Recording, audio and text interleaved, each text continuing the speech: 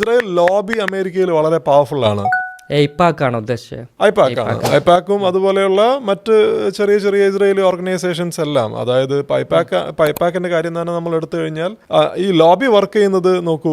Lobby is very powerful in the capital hill, lobby is very powerful in the executive branch of the government, lobby is there in American academia, lobby is there in American media, അല്ലെ? അപ്പൊ ഇത് അമേരിക്കയുടെ ഒരു overall political psyche അല്ലെങ്കിൽ political ഇൻസ്റ്റിറ്റ്യൂഷൻസിലെല്ലാം ഈ Israel lobby എന്ന് പറയുന്നത് വളരെ പ്രധാനപ്പെട്ടതാണ്. അപ്പൊ അതുകൊണ്ടാണ് അത് ജോ ബൈഡൻ ആയാലും ഡൊണാൾഡ് ട്രംപ് ആയാലും അവർക്ക് they don't want to go against the interest of the lobby. അപ്പൊ ഈ രണ്ട് ഘടകങ്ങളാണ് എനിക്ക് തോന്നുന്നു ഈ ഇസ്രായേൽ പോളിസി ഒരു കൺസെൻസസ് ആയി കൊണ്ടുവരുന്നത് അമേരിക്കയിൽ. അല്ലെങ്കിൽ ജോ ബൈഡന്റെ കാര്യം, ജോ ബൈഡൻ അധികാരത്തിൽ വന്നപ്പോൾ അദ്ദേഹം പറഞ്ഞത് ഫോറിൻ പോളിസി, അദ്ദേഹത്തിന്റെ ഫോറിൻ പോളിസിയുടെ സെന്റർ എന്ന് പറയുന്നത് ഹ്യൂമൻ റൈറ്റ്സ് ആണെന്നാണ്.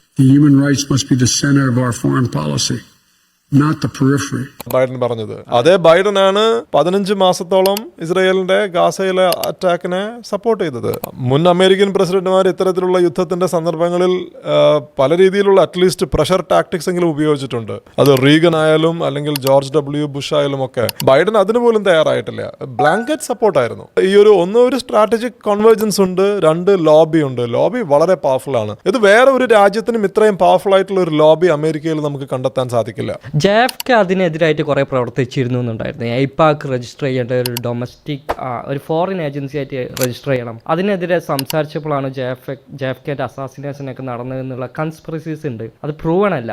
അത് ശരിയാണോ? ജെഫ്ക ശരിക്കും എതിരായിട്ട് സംസാരിച്ചിട്ടുണ്ടോ? കോൺസ്പിറസി തിയറീസ് ഒത്തിരി ഉണ്ട് ആ വിഷയത്തില്. പക്ഷെ ഒരു കാര്യം വളരെ വ്യക്തമാണ്, ഇസ്രായേലിന്റെ ന്യൂക്ലിയർ പ്രോഗ്രാമിനെതിരെ ശക്തമായിട്ടുള്ള നിലപാട് എടുത്തിട്ടുള്ള ആളായിരുന്നു ജോൺ എഫ് കെന്നഡി. അപ്പൊ അദ്ദേഹം പറഞ്ഞത് വെസ്റ്റ് ഏഷ്യയിൽ ഒരു ന്യൂക്ലിയർ പവർ വേണ്ട എന്നുള്ളതാണ്. അത് അമേരിക്കയുടെ ഇൻട്രസ്റ്റിന് തന്നെ എതിരായി തീരും. അത് അറബ് രാജ്യങ്ങളെ പൂർണ്ണമായിട്ടും അമേരിക്കയിൽ നിന്ന് അകറ്റും. അപ്പൊ അതുകൊണ്ട് ഇസ്രായേലിന്റെ ഒരു ന്യൂക്ലിയർ പ്രോഗ്രാമിനെ ഒരു കൺട്രോൾ വെക്കണം എന്ന് പറഞ്ഞ ആളാണ് ജോൺ എഫ് കെന്നഡി. പക്ഷെ ജോൺ എഫ് കെന്നഡി അദ്ദേഹത്തിനെതിരെ ഇസ്രായേലിന്റെ എസ്റ്റാബ്ലിഷ്മെന്റ് മാത്രമല്ല അമേരിക്കയിലെ എസ്റ്റാബ്ലിഷ്മെന്റിനും അദ്ദേഹത്തിനെതിരെ തിരിഞ്ഞിരുന്നു. കാരണം പ്രത്യേകിച്ചും 1962 ക്യൂബൻ മിസൈൽ ക്രൈസിസിന്റെ സമയത്ത് അദ്ദേഹത്തിന്റെ ക്യാബിനറ്റിലെ എല്ലാ മെമ്പർമാരും സോവിയറ്റ് യൂണിയനെതിരെ യുദ്ധത്തിന് പോകണമെന്ന് ആവശ്യപ്പെട്ടിട്ട് അദ്ദേഹം യുദ്ധത്തിൽ നിന്ന് പിൻവാങ്ങിയ ആളാണ്. അപ്പോൾ അമേരിക്കയിലെ പല രീതിയിലുള്ള അമേരിക്കൻ എസ്റ്റാബ്ലിഷ്മെന്റിനുള്ളിലെ പല രീതിയിലുള്ള ശക്തികൾ അദ്ദേഹത്തിനെതിരെ അന്ന് തിരിഞ്ഞിരുന്നു. ആ ഒരു ഹ്രസ്വകാലം അദ്ദേഹം പ്രസിഡന്റ് ആയിരുന്ന സമയത്ത് തന്നെ. അപ്പൊ ഇസ്രായേലിന്റെ കാര്യത്തിൽ he had taken a very strong position against Israel's nuclear program. 1960കളുടെ ആരംഭത്തിൽ ഇസ്രായേൽ ഒരു ന്യൂക്ലിയർ ഫോഴ്സായി മാറിയിട്ടില്ല. അത്